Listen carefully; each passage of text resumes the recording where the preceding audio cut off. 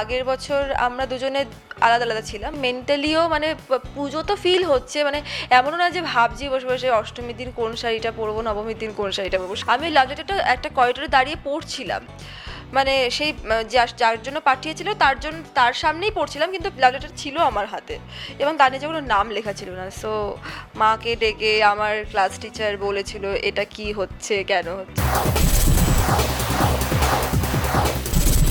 এখন আমরা রয়েছি তুই আমার হিরোর সেটে নয়, শার্লি মেকআপ রুমে এসেছি। আমার পাশে শার্লি বসে না মধুবনী, একটু তো কনফিউজ হচ্ছি, কিন্তু এই মধুবনী আবার সেই মধুবনী নয়, এই মধুবনী হচ্ছে ভালো মধুবনী। সব কিছু মিলিয়ে মিশিয়ে কেমন আছো বলো? খুব ভালো আছি, টাচফুড, সব কিছু মিলিয়ে মিশিয়ে ভালো আছি। এখন তো দেখছিলাম বৃষ্টির মধ্যে তোমাদের আউটডোর শ্যুট হচ্ছিল, সেটা কতটা এনজয় করলে আর কতটা বিধ্বস্ত হলে? বিধ্বস্ত অ্যাজ কিছু না, ওই আর কি, মানে পুরো ইউনিটেই খুব একটা হ্যাপাজার্ড হয়ে যায় এরকম শুটিংয়ের মধ্যে বৃষ্টি হলে। প্লাস আমাদের ডে লাইটে যেহেতু হয়, এবার লাইট পড়ে যাচ্ছে, সেটার একটা তার উপরে বৃষ্টি হচ্ছে, সব মিলে এবার বৃষ্টির মধ্যে নাচতে হচ্ছে। তো ওই আর কি, সবটা মিলে একটা হ্যাপাজার্ড সিচুয়েশন হয়ে যায়, সবাই টেনশন করে, এটাই যা হয়। তার মধ্যে আমাদেরকে পারফর্ম করে যেতে হয় হাসি মুখে, এটা একটা এক্সপিরিয়েন্স। আজকের তো একটা সুন্দর নাচ করলে গানে, সেটা বলবো না কোন গান, সেটার জন্য দেখতে হবে তুই আমার হিরো, কিন্তু সেই গানে নাচ করে কেমন লাগলো বা এই নাচগুলো করতে কতটা ভালো লাগে? নাচতে খুব ভালো লাগে, মানে আমি নাচতে ভালোবাসি, নাচ শিখিনি সেটা পরের ব্যাপার, কিন্তু নাচতে ভালোবাসি। তো অবভিয়াসলি নাচ শুনে খুব এক্সাইটেড হয়ে গেছিলাম এবং সুন্দর সেজে গুজে নাচতে গেছি, অবভিয়াসলি খুব এনজয় করছিলাম। হ্যাঁ, বৃষ্টিটা আনএক্সপেক্টেড ছিল বলে একটু প্যানিকড হয়ে গেছিলাম, একটু স্লিপ করছিল পা, বাট ওই আর কি, এই মজা করেছি, এনজয় করেছি। এখন তো একসঙ্গে দুখানা চরিত্র হাতের মুঠোয় আনতে হয়েছে, সেটা কতটা পরিশ্রমের মধ্যে থেকে হচ্ছে?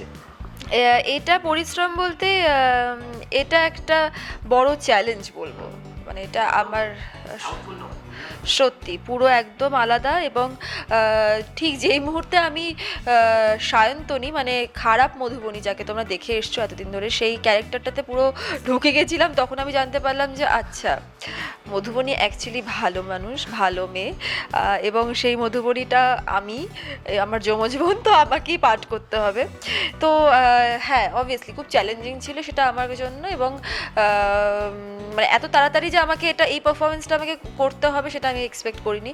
হ্যাঁ, রেডি ছিলাম না, তবে হ্যাঁ ওই এনজয় করছি সারাক্ষণ, শিফটিং চলছে, সুইচ অন সুইচ অফ চলছে, এই খারাপ হচ্ছি, আবার মেন্টালি আমাকে না আমি ভালো, এইভাবে ভাবতে হচ্ছে, পুরো অন্য ডিফারেন্ট ভাবনা ভাবতে হচ্ছে, এভাবেই চলছে।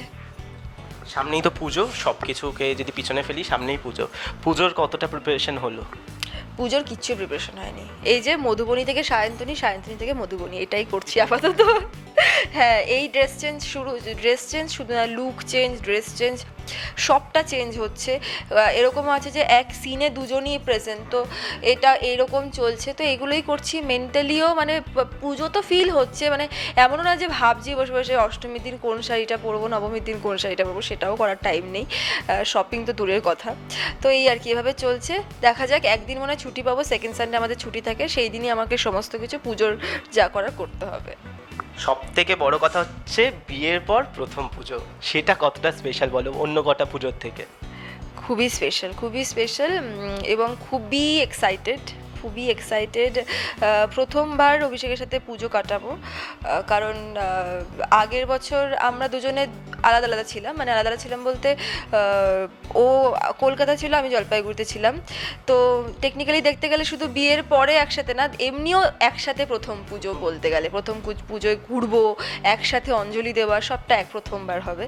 তো খুবই এক্সাইটেড, মানে আমি বলে বোঝাতে পারবো না। এবং অভিষেক প্রথমবার জলপাইগুড়িতে যাবে পুজোয়, আগে গেছে, বাট পুজোয় জলপাইগুড়ির পুজো দেখবে, সেটা দেখাবো ওকে। তো সব কিছু মিলে আমি জাস্ট মানে ওই একটা জিনিস, সত্যি কথা বলতে খুবই এক্সাইটেড। আর ওটার জন্যই না, মানে আমাদের পুজোর আগে একটু চাপ থাকে শুটিংয়ের, সেই চাপটাকে নিয়ে নিচ্ছি যে ঠিক আছে চলো পুজোয় তো মজা করবো, এরকম ভেবে আর কি। সো এটাই প্রথমবার পুজো, একসাথে অঞ্জলি দেওয়ার প্ল্যানিংটা কি করা হয়ে গেছে, যে একসাথে অঞ্জলি দেবে? কলকাতায় দেবে নাকি জলপাইগুড়িতে অষ্টমী, মানে আমরা ষষ্ঠীর দিন চলে যাব জলপাইগুড়ি, ওখানেই পুজো কাটাবো, এবং অষ্টমীর দিন অবভিয়াসলি আমার পাড়ার পুজোয় অঞ্জলি দেব, এই প্ল্যানিং। এই তো বাড়িতে থাকবো, বাড়িতে মায়ের রান্না খাবো।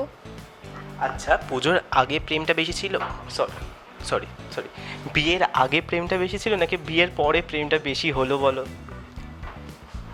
আলাদা আলাদা দুটোই। আমার তো মনে হয় এভরিডে প্রেমটা আমাদের অন্য রকম হচ্ছে, মানে মানেটা অন্য রকম বুঝতে পারছি, মানে এভরিডে না মানেটা চেঞ্জ হচ্ছে ভালোবাসার। কিভাবে ভালোবাসছি ওকে আমি, ও আমাকে কিভাবে ভালোবাসছে, ভালোবাসা মানে দায়িত্বটাও, তো দায়িত্বটা অন্যরকমভাবে চেঞ্জ হচ্ছে, ডিভাইড হচ্ছে। কখনো রাগ অভিমানের মধ্য দিয়েও আমরা বুঝতে পারি যে আমার এটা অভিমান হচ্ছে, এটাও ভালোবাসা। তো ভালোবাসার মানে এভরিডে চেঞ্জ হচ্ছে, এবং আমার তো মনে হয় যে এটাই ভালোবাসার মজা। মানে বিয়ের আগে পরে এটা এরকম করে কিছুই হচ্ছে না, এভরিডে চেঞ্জ হচ্ছে, এভরিডে বাড়ছেই মনে হচ্ছে। অভিষেকদার সাথে একটা ইন্টারভিউতে অভিষেকদা বলেছে তুমি নাকি বিভিন্ন রকম রান্না করে খাওয়া অভিষেকদাকে, নাকি সেটাকে নাকি মুগ্ধ বিভিন্ন রকম মাছের রান্না বা কিছু কাতলা মাছ এইসব কিছু বলছিল।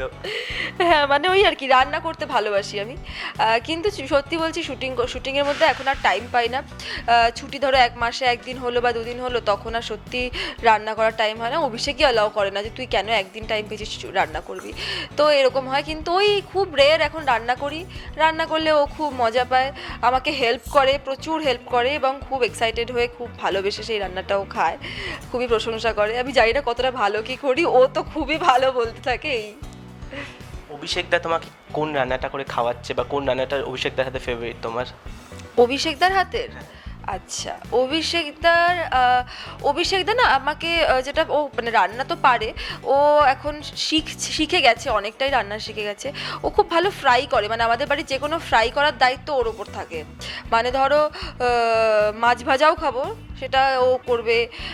তারপরে ধরো কোনো নাগেটস বা কিছু ভাজা হবে, কিছু পার্টি বা কিছু, তো সেটাও ও দায়িত্ব নিয়ে খুব সুন্দর ফ্রাই করে। তো ওটা আমার খুব ভালো লাগে, ওটা আমি নিজের ওপর ছাড়ি না, আমি বলি তুই কর, এটা তোর দায়িত্ব, তুই ভালো সামলাবি আমার থেকে, তো তুই কর, এটা ওরকম আর কি হয়ে গেছে। তো ওটাও ভালো করে।